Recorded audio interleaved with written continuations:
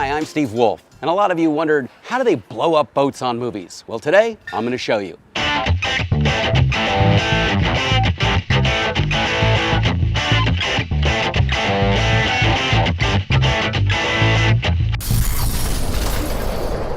When we're blowing up boats on movie sets, we're not really trying to destroy the boat, we're trying to create the look of a filmic explosion. So we want the boat to move, we want a big plume of water, and we want lots of fire. And today I'm going to show you the ways that we make that happen.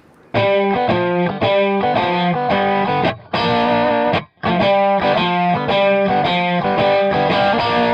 I said one of the most important things we're going to have is fire.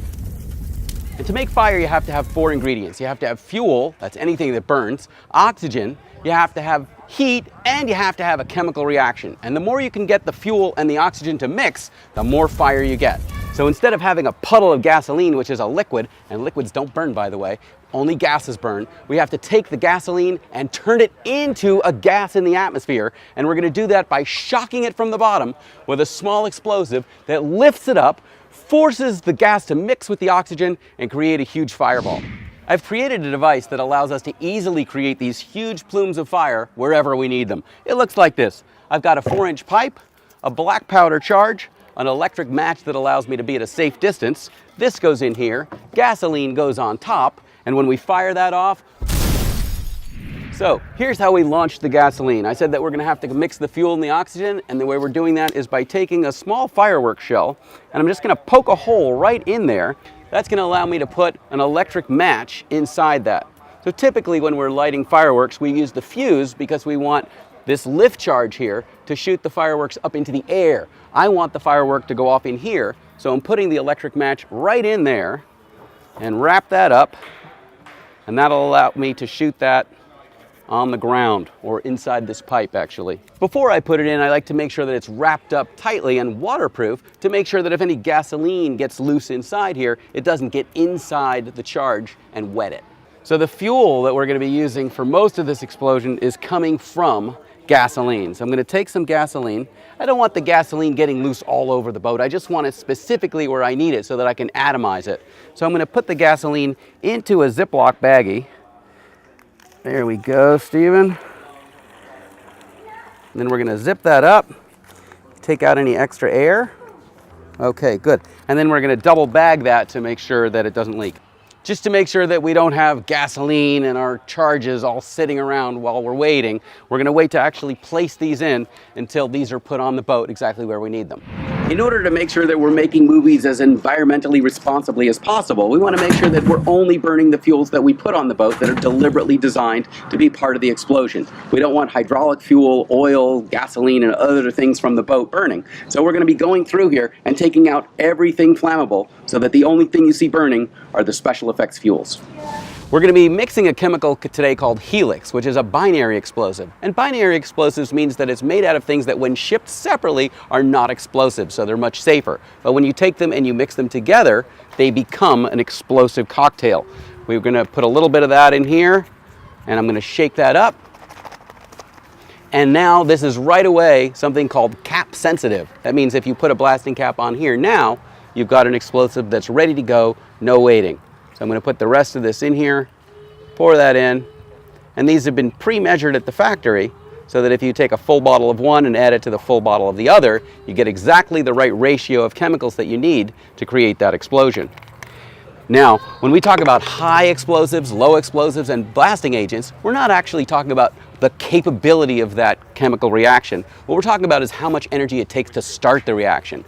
And high explosives are chemicals that take a tremendous amount of energy to get the reaction started, where they'll react with each other and turn these solids or liquids into gases, so we get these enormous pressure waves. So to get that energy in here, we're going to be using a device called a blasting cap.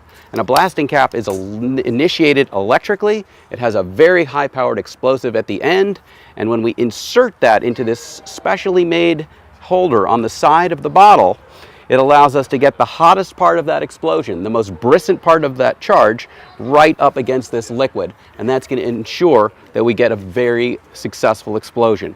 The amount of explosive force that's contained in one bottle of Helix, one 1/3 ounce bottle of Helix, is equivalent to about 6 sticks of dynamite. So for this to be successful, we want to make sure that this tip here is touching right up against that. So, because we don't want to have a gap there where we're going to lose concussive force. We want the most force coming out of this and going right into this liquid to force those molecules to smash together and then start the reaction. So we're going to tape this in place here to make sure that that doesn't move while we're working with it. And then this is actually going to be underneath the boat in the water, not to destroy the boat, but to actually push high volumes of high pressure water against the hull of the boat so that the boat rocks up and we get a little bit more action in the shot. So we're going to get that rocking action of the boat, combine that with these chemical reactions to make the fire, and when you bring all that together, you create the look that you blew up a boat on a movie set.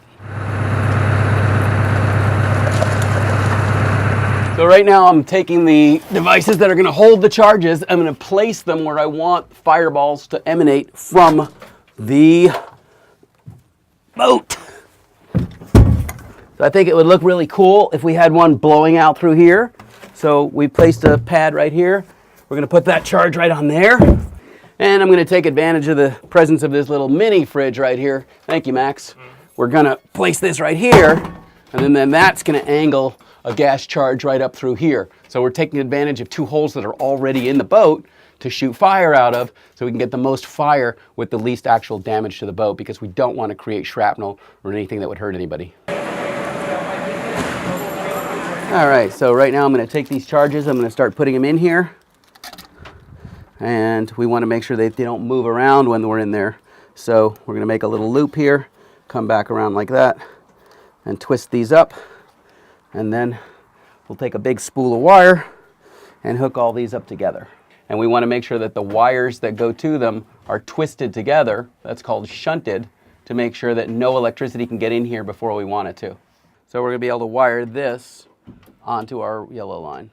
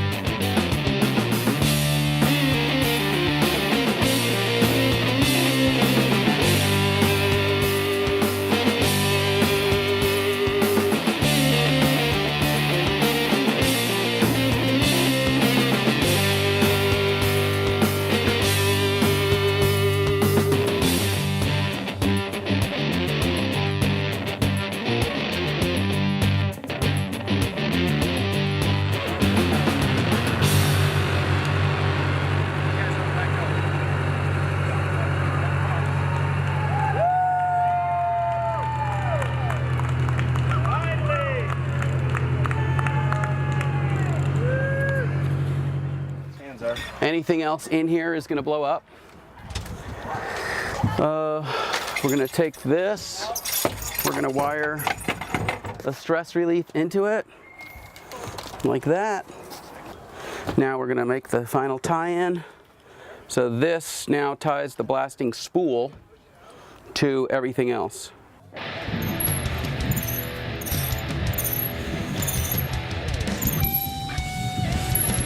All cameras set!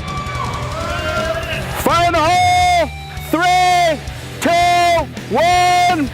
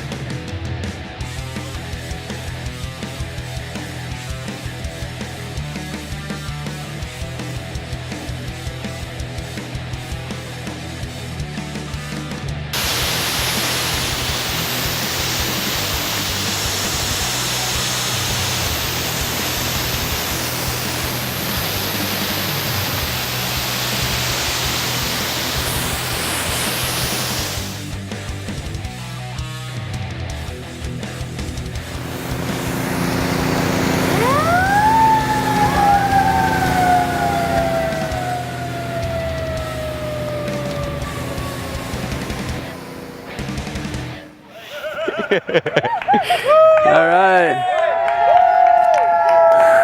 That's how good we are. We just settle up in the fire. Man, you guys are good. You guys are good. By sheer presence, huh? So if you ever wondered how we blow up boats on movies, now you know how to do it.